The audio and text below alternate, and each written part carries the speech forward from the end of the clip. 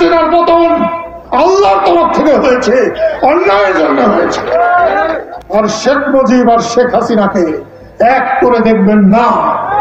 আমি এমন কোন কাজ করি নাই যাতে বাংলাদেশের সম্মান হানি হয়, মুক্তিযোদ্ধাদের সম্মান হানি হয়।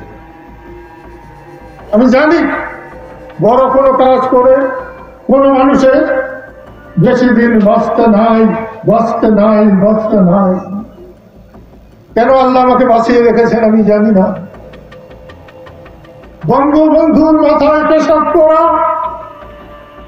আমার মাথায় পেশাব করা হয় নাই, স্বাধীনতার মাথায় পেশাব করা হয় নাই, জিয়াউর রহমানের মাথায় পেশাব করা হয় নাই, সব মুক্তিযোদ্ধাদের মাথায়, বাংলাদেশের মাথায়, স্বাধীনতার মাথায় পেশাব করা হয়েছে। এর বিচার চাই, বিচার চাই, বিচার চাই। বঙ্গবন্ধুর বাড়ি যারা ভেঙেছেন মনে রাখবেন তাদেরও বাড়ি ঘর আছে, তাদেরও কবর আছে, তাদেরও স্মৃতিসৌধ আছে। তাদের কবর হাতে নিয়ে ঘুরতে পারবেন না, বাড়ি ঘর হাতে নিয়ে যেতে পারবেন না। তাই সীমা অতিক্রম করবেন না।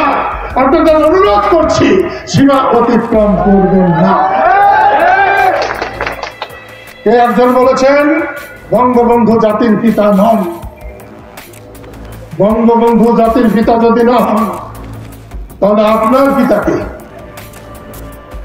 কোন সন্তানের পিতা না থাকলে সে সন্তান সম্মানী সন্তান হয় না, সে সন্তান কুলাঙ্গার হয়। একটু ভেবে চিন্তে বলবেন। আমি শুধুমাত্র একটা অসুবিধার জন্য কিছু করতে পারছি না। যারা